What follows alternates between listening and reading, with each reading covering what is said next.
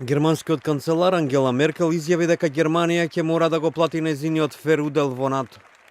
Меркел оцени дека без континуирана американска подршка алијансата не би требало да се надева да го победи исламскиот тероризам.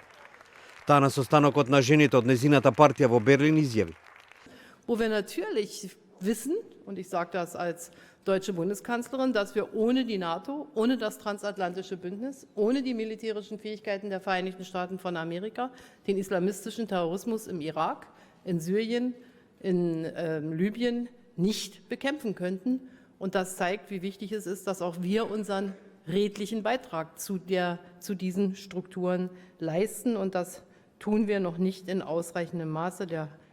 Меркел додаде дека Германија ќе работи да зголеми потрошувачката за воени потреби, која сега изнесува 1,19% од бруто домашниот производ. Но таа предупреди дека ќе биде неопходно време за да се постигне тоа. Коментарите на Меркел дојдоа пред Минхенската безбедносна конференција. Таа пак се одржува во време на нејасни трансатлантски односи, откако американскиот претседател Доналд Трамп оцени дека НАТО е застарена организација и ја критикуваше политиката на Меркел. На овој состанок, кој се смета за еден од најважните дипломатски собири во светот и кој почнува на 17 февруари, освен американскиот подпредседател Майк Пенс, ќе учествуваат и државниот секретар Рек Тилерсон и секретарот за одбрана Џејмс Матис. Тој пак во Брисел им порача на другите членки во НАТО да зголемат потрошувачката за војската до крајот на годинава. Во спротивно, како што предупреди, администрацијата на Трамп ќе ограничи својата посветеност. При тоа Матис не образложи како Вашингтон би можело да намали својата посветеност.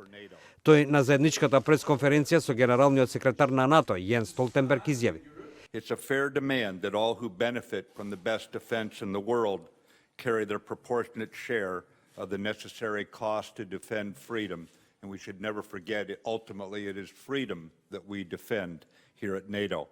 Матис прецизира дека НАТО годинава мора да усвои план со кој членките треба да почнат за војската да одвојуваат 2% од бруто домашниот производ.